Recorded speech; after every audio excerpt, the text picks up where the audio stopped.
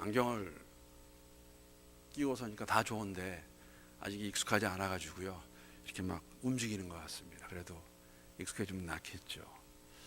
제가 개인적으로는 알지 못하지만 굉장히 존경하는 목사님이 존 스타시라는 목사님이십니다. 목사님이셨고 또 저술도 많이, 책도 많이 쓰셨고 아주 띵커입니다. 이렇게 생각하시는 분이고, 그분이 쓴 글 가운데 이런 글이 있습니다. 타이틀이 어떤 타이틀이냐면 Our God is a missionary God. 우리 하나님은 선교의 하나님이시다는 그런 글이 있습니다. 이 세상에 여러분 선교사를 가장 먼저 보내신 분이 누구이십니까? 하나님이십니다. 하나님께서 예수를 우리에게 보내주셨습니다. 요한복음 1장 11절 14절 말씀 함께 한번 보겠습니다. 요한복음 1장 11절 14절 제가 한번 읽어보겠습니다. 자기 땅에 오매 자기 백성이 영접하지 아니하였으나 14절 말씀은 말씀이 육신이 되어 우리 가운데 거하심에 우리가 그의 영광을 보니 아버지의 독생자의 영광이요 은혜와 진리가 충만하더라. 하나님께서 세상을 이처럼 사랑하셔서 독생자를 보내주셨습니다. 이 땅에 오셨습니다. 아버지가 보내셨고 보내심을 받은 예수가 이 땅에 오시는 것이죠. 우리 가운데 거하셨습니다. 우리 가운데 처음 선교사로 오신 분이 예수님이십니다. 하나님이시지만은 우리와 함께 되셔서 우리에게 아버지가 누구인가 알려주시기 위해서 이렇게 우리 가운데 임재하셨던 같이 계시던 예수님께서 이제 가실 때가 되었습니다. 돌아가신다고 이렇게 말씀합니다. 그 말씀이 이제 요한복음 지난주에 봤던 14장 2절 말씀인데 우리말 성경으로 올려놨는데 한번 같이 읽어보겠습니다. 시작. 내 아버지의 집에는 있을 곳이 많다. 그렇지 않았다면 너희에게 미리 말해두었을 것이다. 나는 너희가 있을 곳을 마련하러 어떻게 하신다고요? 간다. 오신 곳으로 가신다고 이렇게 말씀하고 계십니다. 왜 아버지의 집으로 다시 돌아가시겠습니까? 오셨던 분이 이 세상이란 선교지를 떠나서 다시 돌아가시겠다는 것이죠. 여러분, 그 선교를 나간 선교사들이 언제 본고로 돌아가야 되는지 아십니까? 선교지에서 일을 다 마쳐야 돼요. 마치면 돌아갈 수 있는 것이죠. 우리가 단기 선교를 가는데 단기 선교의 좋은 것은 짧은 기간 동안에 그게 뭐 일주일이 되었던 10일이 되었던 가서 소정의 목적을 이루면은 돌아가는 것입니다. 예수님께서 목적을 가지고 이 땅에 오셨습니다. 목적 가지고 오신 그 예수님께서 오셨어요. 우리 가운데 거하시다가 이제 때가 되었습니다. 무슨 때? 돌아가실 때가. 그러면 왜 돌아가실까? 왜 다시 그 길 오셨던 곳으로 가실까? 이유는 하나죠. 아버지께서 원하시던 그 뜻을 다 이루셨기 때문에, 계획을 이루셨기 때문에 돌아가시는 겁니다. 이 땅에 오셔서 예수님이 하신 일은 다른 것이 아닙니다. 하나님이 누구이신가를 보여주셨고 가르쳐 주셨고 선포하셨습니다. 그런데 또 흥미롭게 예수님께서 그렇게 말씀하세요. 그 아버지께로 갈 수 있는, 내가 아버지를 보여주는데 그 아버지께로 갈 수 있는 오직 유일한 길은 무엇이냐면 14장 6절의 말씀과 같이 예수께서 이르시되 내가 곧 길이요 진리요 생명이니 나로 말미암지 않고는 아무도 그 누구도 아버지께로 갈 자가 없다고 말씀하십니다. 진리를 선포하시는데 진리가 예수님이세요. 나를 통해서만, 내가 곧 길이다, 나를 통해서만 아버지께로 갈 수 있다고 그렇게 말씀하셨습니다. 예수님만이 아버지께로 갈 수 있는 유일한 길입니다. 오직 한 길입니다. 그러면 그 길이 또 예수님이세요. 그래서 온전히 이루셨기 때문에, 이루실 것이기 때문에 아직은 이루지 못하셨어요. 14장입니다. 19장에 가 이루실 것입니다. 그런데 그 가셔야 되는 그 길을 생각하시면서 문제는 어떤 문제가 있냐면은 예수님은 돌아가시면 되는데 예수님이 가시고 난 다음에 제자들은 어떻게 될 것인가? 제자들은 무엇을 해야 될 것인가? 더 이상 이 세상에 계시지 않으실 것입니다. 3년간의 공생의 삶이 없으실 것입니다. 이제는 그 옆에서 같이 먹고 마시고 잠자고 이야기하고 하지 않으실 것입니다. 예수님은 승천하실 것입니다. 그러면은 가시고 난 다음에, 돌아가시고 난 다음에 제자들은 무엇을 해야 될 것인가?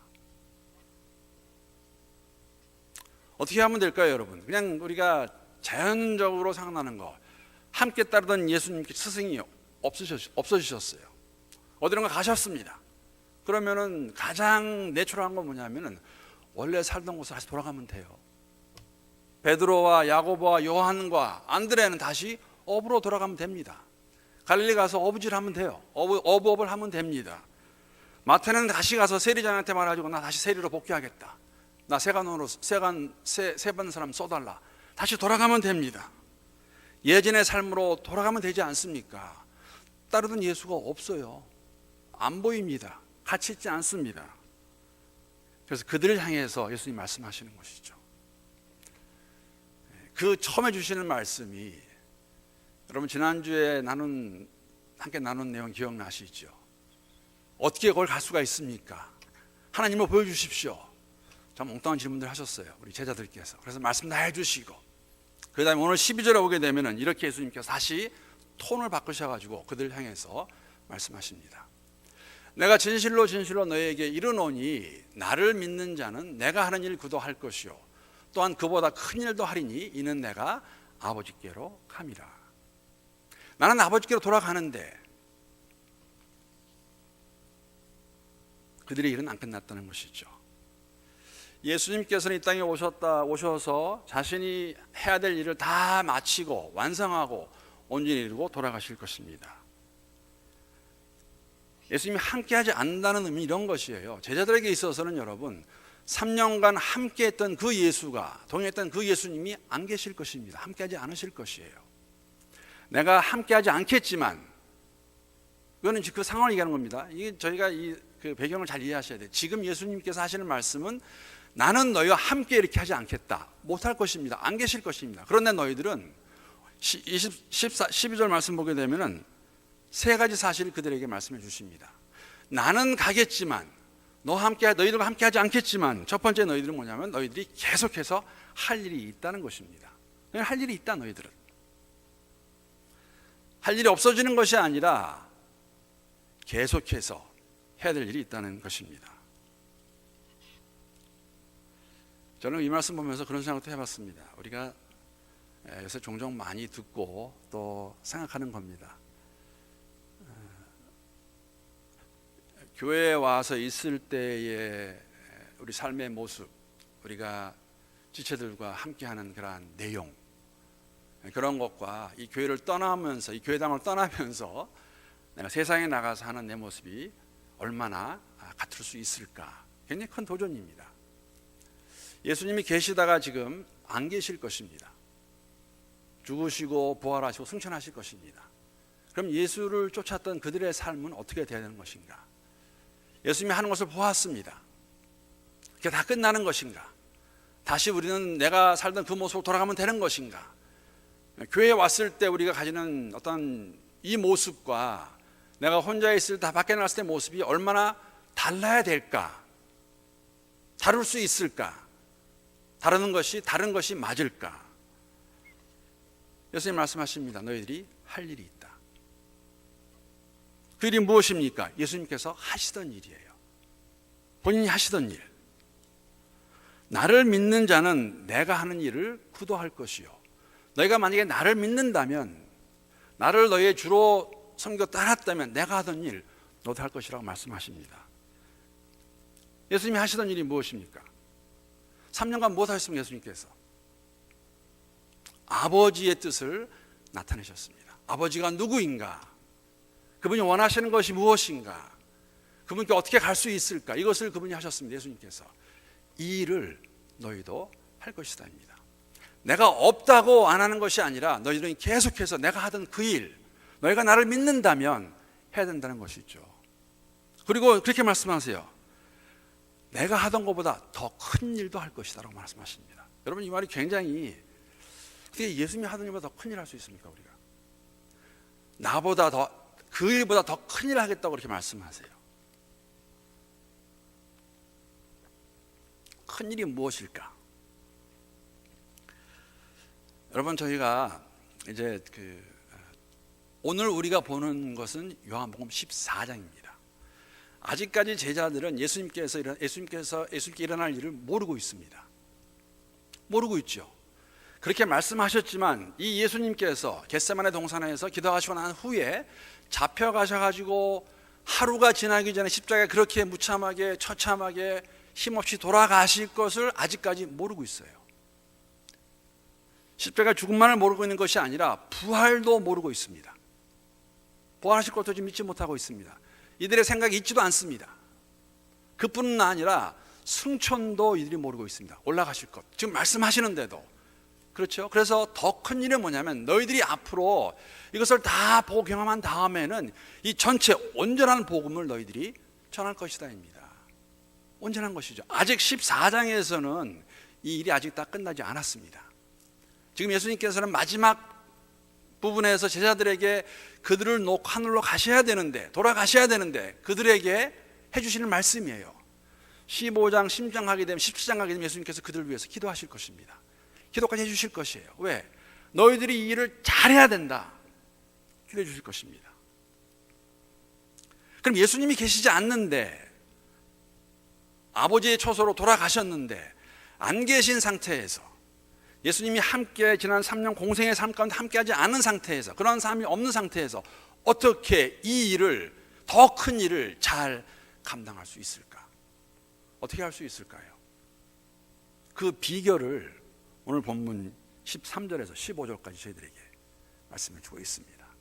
어떻게 예수님께서 아버지의 집으로 돌아가신 후에 제자들만 남아있을 텐데 이들이 어떻게 이 일을 잘 감당할 수 있을까? 13절, 14절, 15절 말씀 우리 한번 함께 다시 읽어보겠습니다. 시작. 너희가 내 이름으로 무엇을 구하든지 내가 행하리니 이는 아버지로 하여금 아들로 말미암아 영광을 받으시게 하려 함이라. 내 이름으로 무엇이든지 내가 구하면 내가 행하리라. 너희가 나를 사랑하면 나의 계명을 지키리라 라고 말씀하십니다. 지금 12절에서 뭐라고 말씀하셨습니까? 너희들은 내가 가고 난 후에, 내가 가기 때문에 말하겠는데 할 일이 있다. 내가 하던 일, 더 큰 일, 이 모든 것을 다 경험하고 난 다음에 승천까지의 모습을 다 보고 난 다음에 이 일을 너희가 해야 될 것이다. 그러나 너희가 할 때 어떻게 하면 되냐면 두 가지입니다. 13절, 14절, 15절, 특히 14절, 15절 말씀은 기도와 말씀의 생활입니다.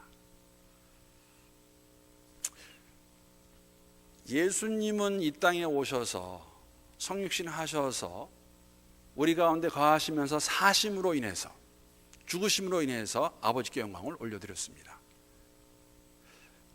거듭 말씀드리지만 예수님의 십자가의 죽음은 세상의 눈으로 보면 어리석은 짓입니다. 여러분, 어리석은 짓이에요. 가인과 아벨을 보더라도 히브리서 11장 가게 되면 첫 번째 나오는 히브리서의 믿음의 선배 가장 처음 사람이 아벨입니다. 아벨은 가인에게 죽임을 당합니다. 그것도 형한테. 근데 그것을 히브리의 저자는 믿음의 모습으로 표현하고 있습니다. 세상의 눈으로 보게 되면 여러분, 형에게 마저 죽는 것은 처참한 죽음이고 행복한 죽음이 아닙니다. 그러나 믿음의 눈으로 보게 되면 그것이 믿음의 행위였습니다. 그렇게 죽을 수 있는 것. 예수님께서 여러분 세상에 오셔서 하나님이시라는 분이, 신이라는 분이 십자가에 죽으시는 것은 사람들에게 조롱받아 마땅한 일입니다.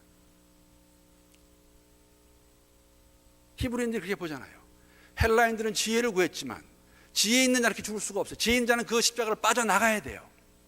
지혜 있는 자는, 세상에 지혜가 있다면 그렇게 죽지 않습니다. 히브리 사람들은, 유대인들은 하나님이라면 힘이 있어야 된다. 어떻게 하나님, 힘이 있으신 하나님께서 그렇게 십자가에 죽을 수 있습니까? 그런데 오늘 13절을 보게 되면은 이 모든 일이 하나님께 영광이라고 말하고 있습니다.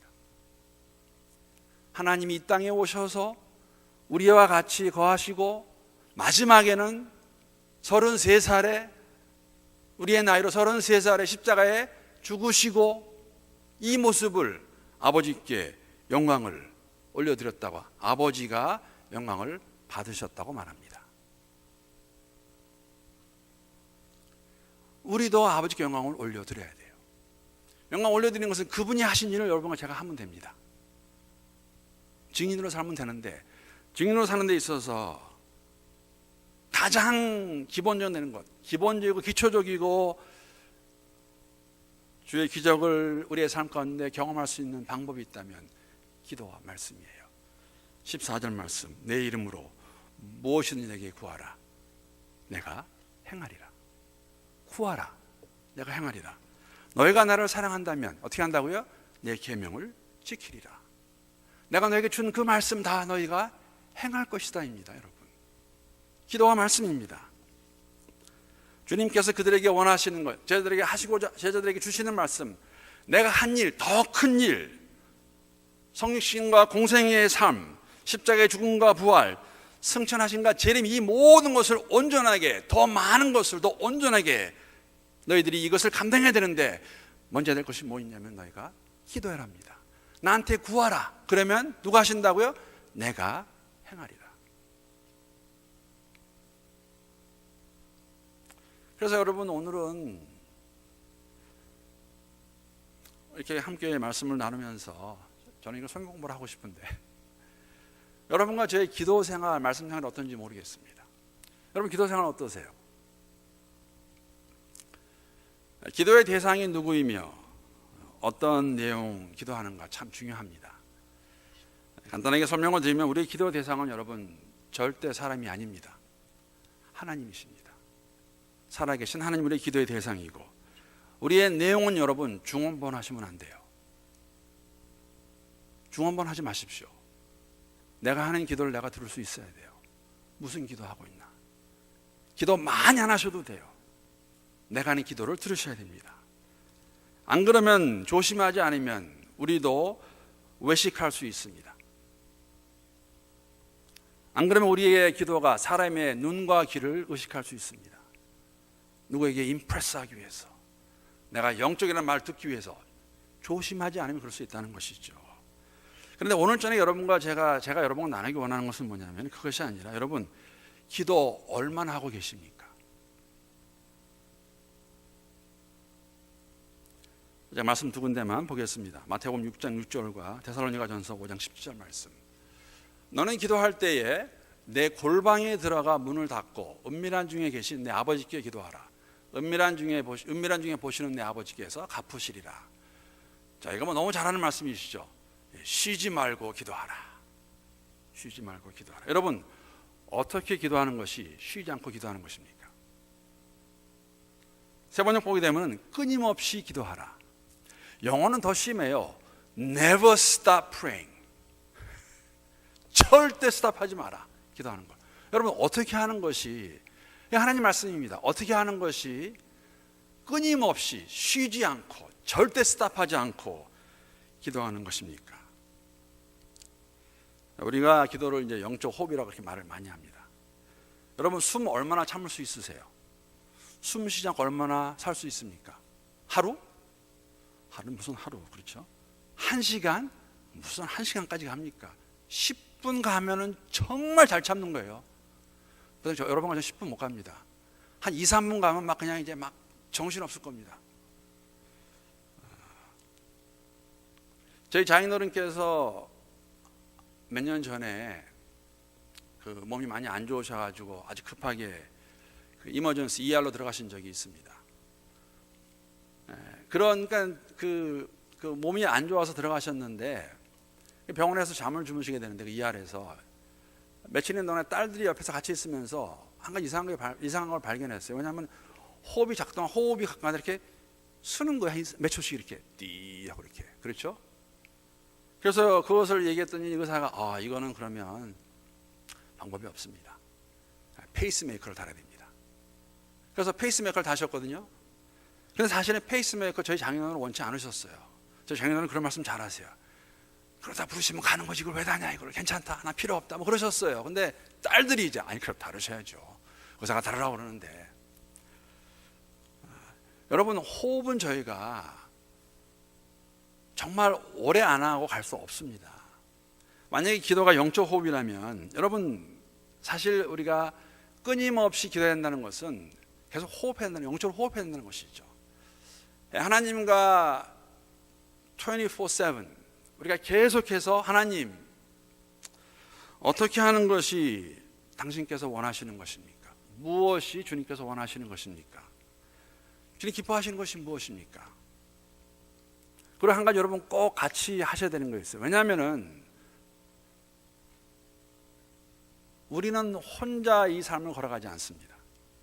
공동체가 있습니다. 공동체에게 가장 좋은 것이 무엇입니까? 여러분, 내가 아니라, 여러분, 내가 중심이 되시면 안 돼요. 교회, 공동체에게 가장 좋은 것이 무엇입니까? 하나님 원하시는 것이 무엇입니까? 영어로 그런 말 있어요. WWJD. 제가 고등학교 때 애들 그런 말 많이 했어요. 그렇죠? WWJD. What would Jesus do? 말할 때 예수님은 어떻게 할까? 저는 이러한 것들이 다 기도하는 삶의 모습이라는 것이죠. 끊임없이 쉬지 않고 하나님과 교제하는 것, 대화하는 것, 호흡하는 것 같이. 사실 이 모델을 주님께서 저희들에게 보여주십니다. 많이 보여주십니다. 자, 오늘 14장입니다. 그렇죠? 14장에서 이렇게 말씀하시는 것이요. 너희가 다 나한테 구하라. 내가 행하리라. 18장에 가게 되면 어떠한 모습이 기록되어 있냐면 겟세마네 동산의 모습이 기록되어 있습니다. 근데 요한복음에는 굉장히 짧게 기록하고 있어요. 동일한 내용을 기록하고 있는 사건을 기록하고 있는 누가복음 가보게 되면 우리가 잘 아는 내용이지만 다시 한번 여러분 우리에게는 큰 도전이 되는 말씀입니다. 누가복음 22장 39절에서 44절까지 말씀입니다. 예수께서 나가사 습관을 따라 감람산에 가심에 제자들도 따라갔더니 그곳에 이르러 그들에게 이르시되 유혹에 빠지지 않게 기도하라 하시고 그들을 떠나 돌 던질 만큼 가서 무릎을 꿇고 기도하여 이르시되 아버지여 만일 아버지의 뜻이거든 이 잔을 내게서 옮기시옵소서. 그러나 내 원대로 마시옵고 아버지의 원대로 되기를 원하나이다 하시니 기도하시는 겁니다. 천사가 하늘로부터 예수께 나타나 힘을 더하더라.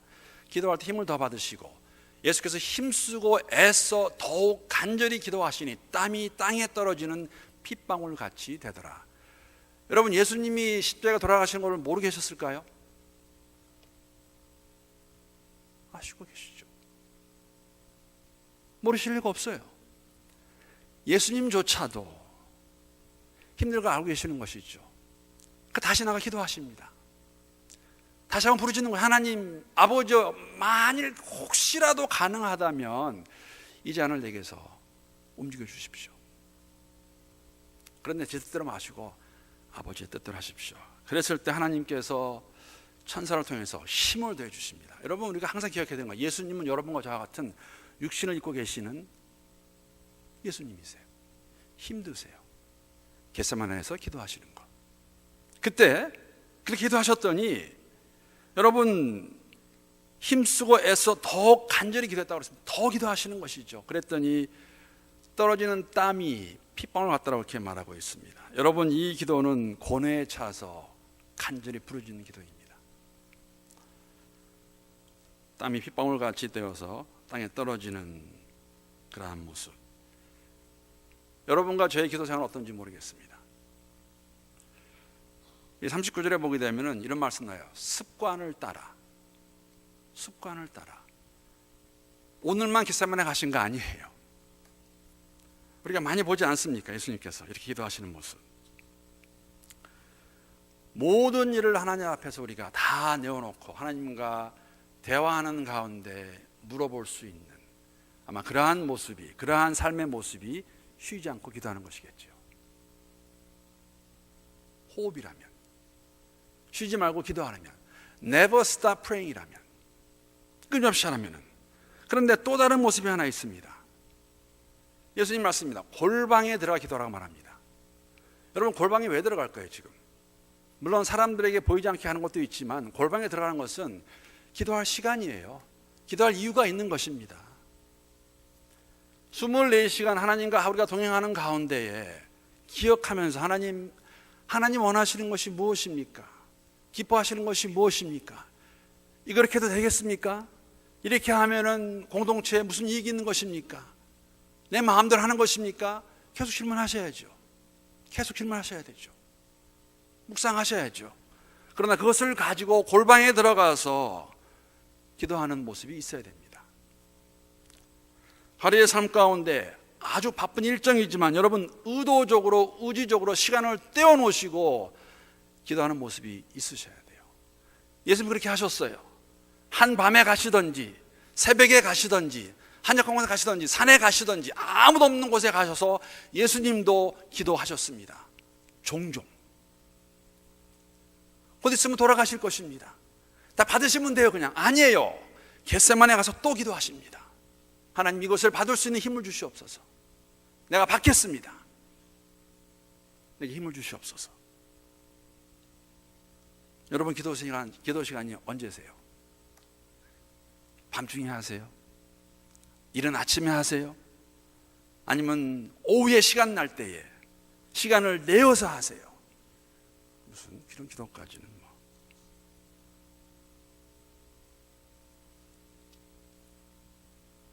추상적으로 기도해야지. 아니에요. 기도하셔야 돼요. 새벽이 되었건 늦은 밤이 되었건 오후가 되었건 여러분 시간 내셔서 5분이 되었건 10분이 되었건 그러한 기도 모습의 가장 중심은 뭐냐면 하나님, 제 삶은 아버지의 것입니다. 오늘 그 모습이 있어야 될 거 아닙니까? 오늘. 여러분, 저는 어제까지 잘 살아온 거 크게 그거 아무 뜻 없습니다. 오늘을 잘 사셔야 돼요. 오늘을. 되는 거 다 잊어버리시고 표대를 향해서 오늘을 잘 사셔야 돼요. 오늘 잘 따라되기 위해서는 여러분 기도하셔야 돼요. 기도하셔야 됩니다. 자, 이거 아멘 하시면 하시는 거예요. 기도하셔야 됩니다. 아멘이십니까? 부부는 이렇게 서로 체크해 보세요. 당신 언제 기도할 거야? 저는 새벽 기도예요. 새벽 기도 시간입니다. 저는 저한테 맞아요. 새벽 기도가 잘.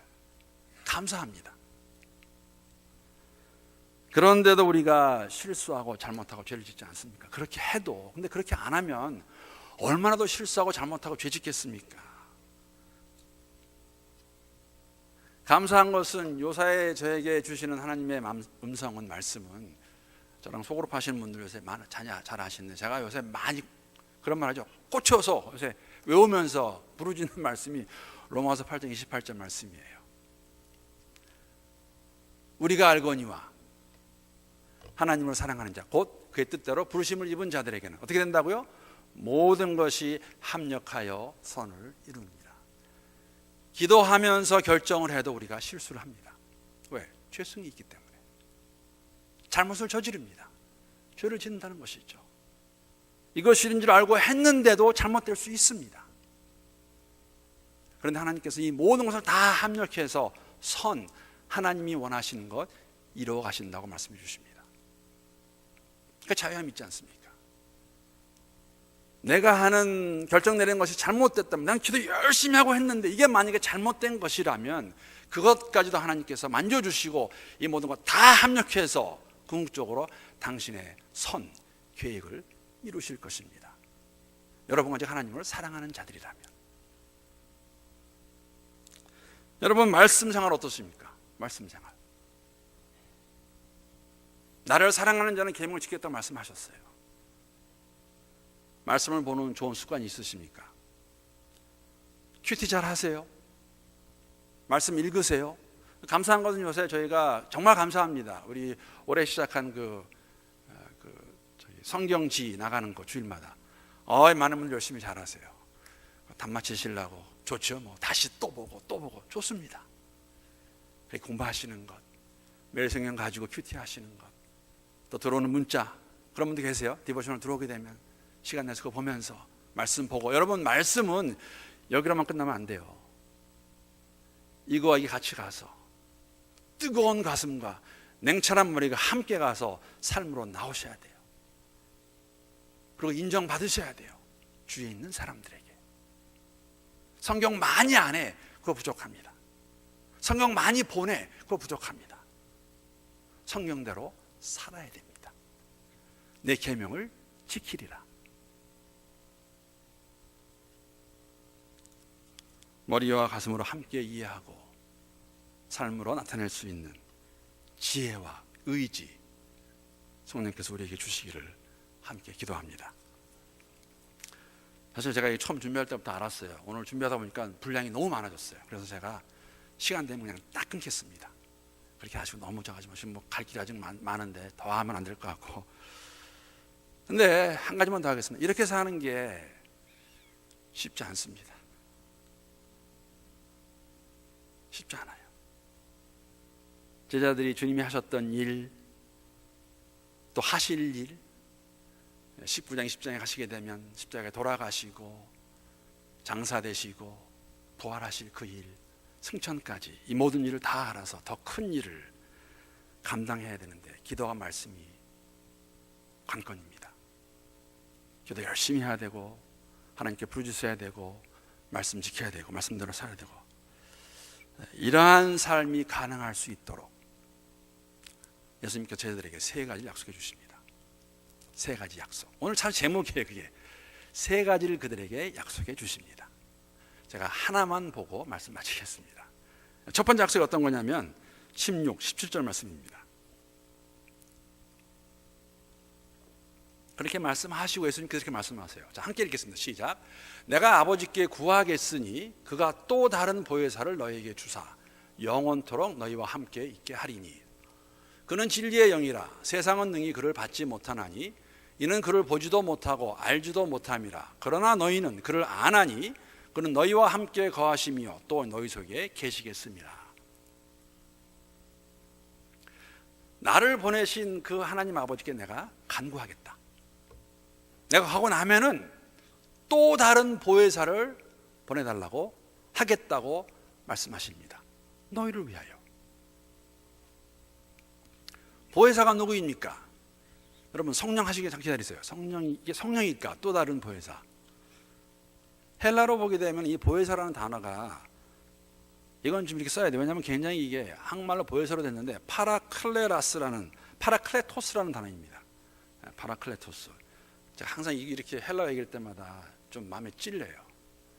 신학대학원 다닐 때는 제가 잘 알았는데 지금 다 까먹어가지고 발음도 잘 안 되고 이것도 봐야 돼요. 6글자.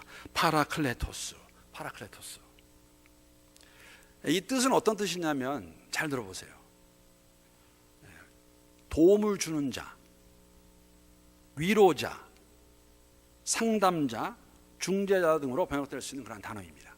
파라클레토스라는 게. 근데 한국말은 이제 보혜사라고 이렇게 우리가 번역을 했습니다. 오늘 구절에서 보이는 이 보혜사를 진리의 영으로 묘사하고 있습니다. 진리의 영. 보혜사를, 또 다른 보혜사를 구하는 이유는 예수님께서 가시고 난 다음에 그 빈 자리를 채우실 분입니다. 예수님은 안 계실 거예요. 왜? 승천하실 것이기 때문에. 그 빈자리를 채울 분이 또 다른 보혜사입니다. 파라클레토스라는 것이죠. 함께 계시면서 무엇을 하실 건가에 대해서 말씀해 주고 계세요. 첫 번째는 영원토록 함께 하실 것입니다. 이 파라클레토스가. 그리고 보혜사가 하는 일은 세상이 볼 수 없고 알 수 없는 것을 알게 하실 것입니다. 근데 여러분, 예수님께서 일하신 거 아세요? 공생애 동안 함께 하시면 제자들에게 이 일을 하셨어요. 예수님께서 가르치시면서 기사의적을 행하시면서 선포하시면서 제자들이 이해할 수 있도록 도움을 주셨습니다. 물론 그때는 다 이해하지 못했어요. 다 이해하게 될 것입니다. 적어도 제자들에게는 3년간 함께 하신 예수님께서 파라클레토스였습니다. 보혜사였어요. 이걸 어떻게 할 수 있냐면 요한복음의 저자가 누구입니까? 사도 요한입니다. 요한 1서의 저자가 누구입니까?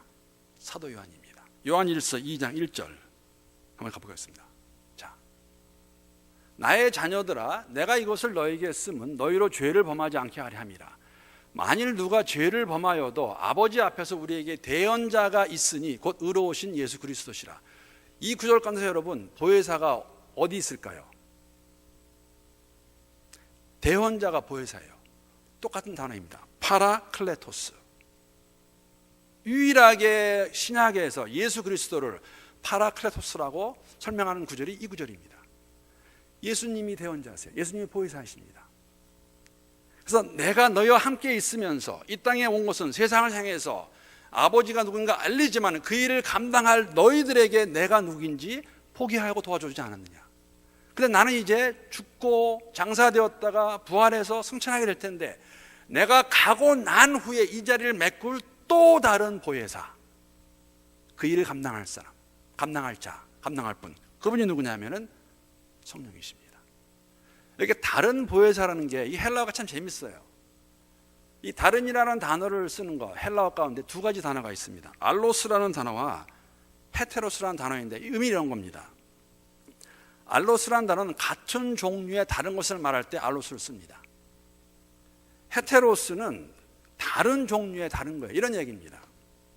제가 예 하나 들고 말씀 마치겠습니다. 여러분, 사과 종류가 많다고 그러는데 제가 아는 사과는 두 가지밖에 없어요.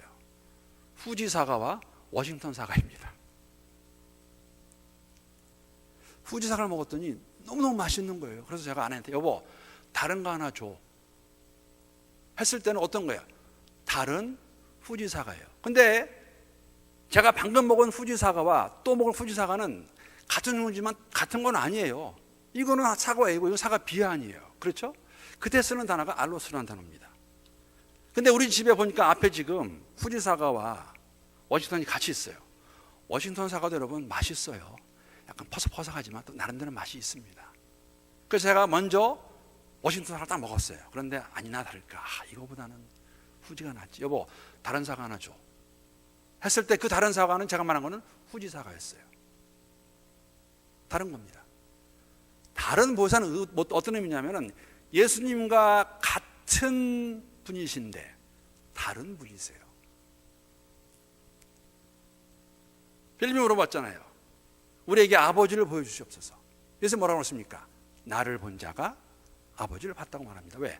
하나님 아버지와 아들 예수 그리스도는 하나입니다. 예수 그리스도와 성령도 한 분이십니다. 그런데 우리가 한 분이라고 말하지 않잖아요. 삼위일체 하나님이세요. 또 다른 보혜사.